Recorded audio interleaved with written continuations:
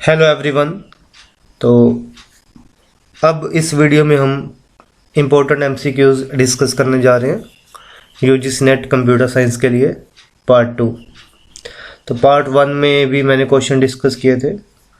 अगर आपने वो वीडियो नहीं देखा तो उसका लिंक दिया हुआ है डिस्क्रिप्शन बॉक्स में। ये सारे के सारे क्वेश्चन काफ़ी इम्पोर्टेंट हैं for UGC net computer science exam. तो डिस्कस करते हैं। Question number 11, address resolution protocol is used for. जो ARP प्रोटोकॉल है वो नेटवर्क लेयर में यूज होता है और वो किसके लिए यूज होता है, क्वेश्चन ये है। तो ऑप्शंस हैं finding the IP address from the DNS, finding the IP address of the default gateway, finding the IP address that corresponds to MAC address, finding the MAC address that correspond to IP address। ठीक है। अब ये दो protocol होते हैं, एक होता है एड्रेस रेजोल्यूशन प्रोटोकॉल ARP, एक होता है RARP reverse address resolution protocol. ये किस लिए यूज होता है? ऐसा है कि जब पैकेट नेटवर्क के अंदर आ गया, ठीक है, और वो पैकेट फ्रेम के रूप में जब किसी सिस्टम को डिलीवर होना है तो हमें उस सिस्टम का मैक एड्रेस चाहिए, हमें उस सिस्टम का फिजिकल एड्रेस चाहिए। IP एड्रेस हमारे पास है, हमें उस IP का क्या चाहिए, मैक एड्रेस चाहिए। तो उसके लिए यूज होता है ARP, मतलब finding the MAC address that correspond to IP address. इन दो ऑप्शंस में काफ़ी कंफ्यूजन होती है, तो ये इस चीज़ को ध्यान से याद कर लो कि नेटवर्क के अंदर पैकेट आ गया तो सिस्टम को डिलीवर करना है, ठीक है, तो वो उसके लिए किसी पर्टिकुलर सिस्टम का हमें फिजिकल एड्रेस चाहिए, मैक एड्रेस चाहिए। तो IP एड्रेस हमारे पास है, उससे हमने मैक एड्रेस निकालना है, ठीक है। तो ये जो यूज है that is the use of ARP, और IP एड्रेस निकालना मैक एड्रेस से that is the use of RARP। तो मैं लिख भी देता हूँ कि आपको कोई कंफ्यूजन ना रहे। तो क्वेश्चन इसने पूछा था कि ARP का क्या यूज है, तो वो ऑप्शन D है। Next, one of the header in an IP datagram is the time to live field. IP datagram में IP के पैकेट फॉर्मेट में एक ऑप्शन होता है TTL का। इनमें से कौन सी स्टेटमेंट उसको बेस्ट एक्सप्लेन करती है? TTL, it can be used to prioritize packets, it can be used to reduce delay, it can be used to optimize throughput, it can be used to prevent packet looping।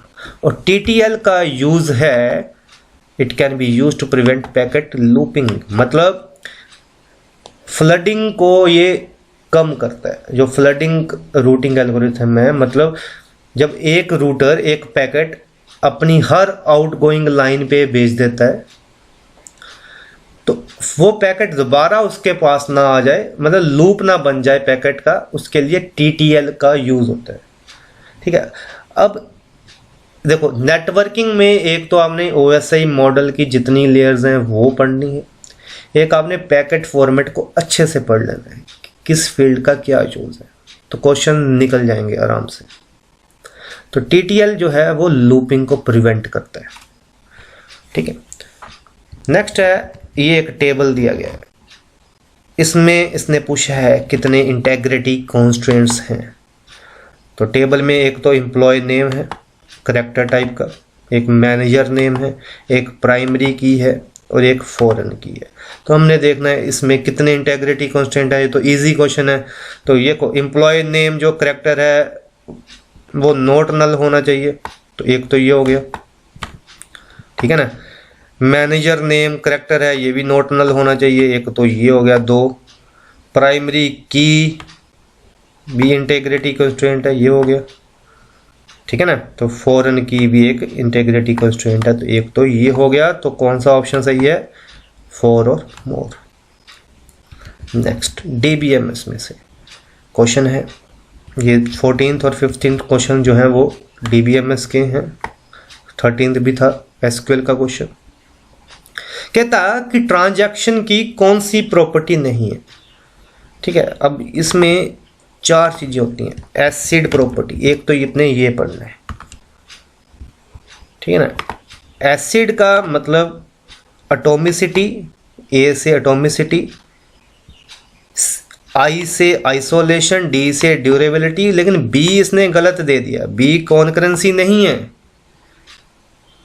Sorry my B option concurrency नहीं है। C जो इसका मतलब है ना वो that is the consistency, transaction जो है वो कंसिस्टेंट होनी चाहिए। सो ए से क्या है याद रखना है आपने, ए से है एटॉमिसिटी, सी से क्या है कंसिस्टेंसी, आई से क्या है आइसोलेशन, डी से क्या है ड्यूरेबिलिटी। तो इनमें से कौन सी प्रॉपर्टी नहीं है, कॉन्करेंसी।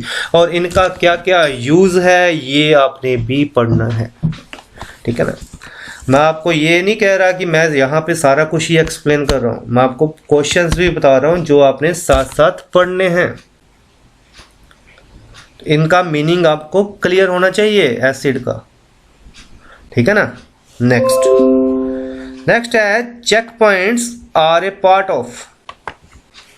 चेक पॉइंट ये जब ये ट्रांजैक्शन फेलियर होता है डेटाबेस मैनेजमेंट में, तब हम चेक पॉइंट का कंसेप्ट यूज करते हैं। तो फेलियर से रिकवर करने के लिए तो checkpoint are a part of recovery. हम क्या करते हैं, चेक पॉइंट रख लेते हैं, एक पॉइंट सेव करके रख लेते हैं। फॉर एग्जांपल 4 ट्रांजैक्शंस एग्जीक्यूट होनी है और 2 ट्रांजैक्शन के बाद हमने एक चेक पॉइंट बना दिया और फेलियर हुआ, तो वो जो 2 कमिट हो चुकी हैं चेक पॉइंट से पहले वो दोबारा आपको अंडू करने की जरूरत नहीं है, ठीक है। तो इस टॉपिक को भी पढ़ना आप और आपको क्लैरिटी मिलेगी।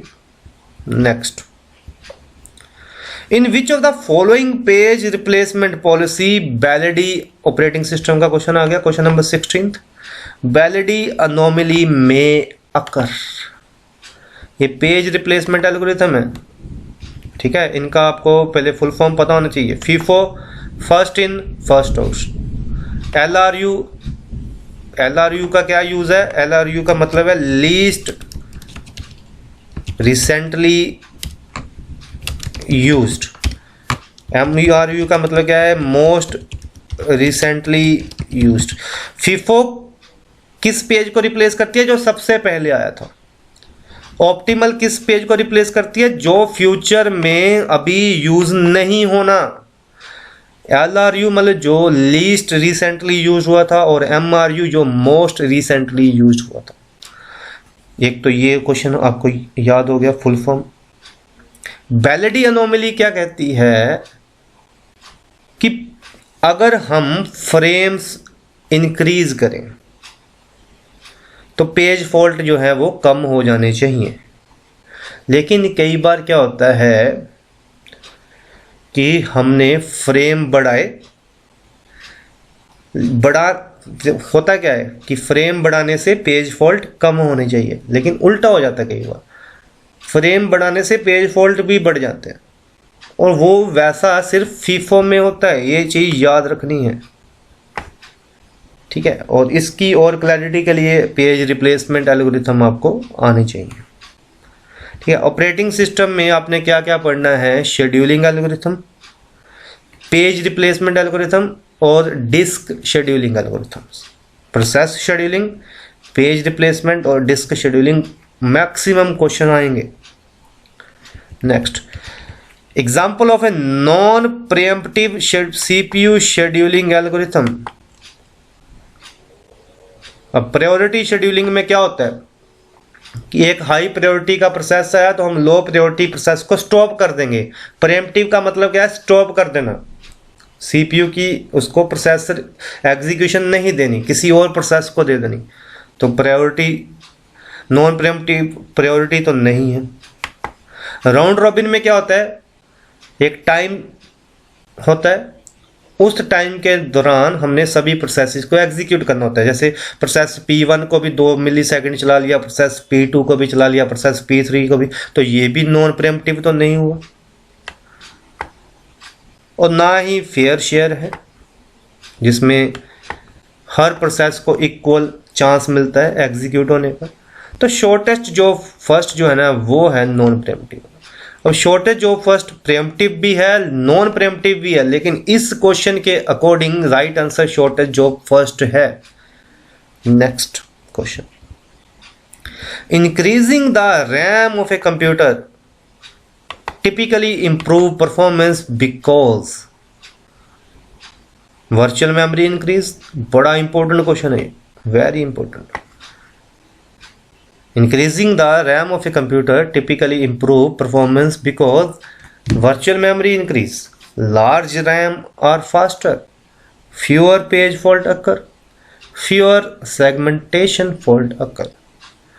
तो जब हम RAM को बढ़ा देंगे ना, RAM बढ़ा दी तो जो पेज है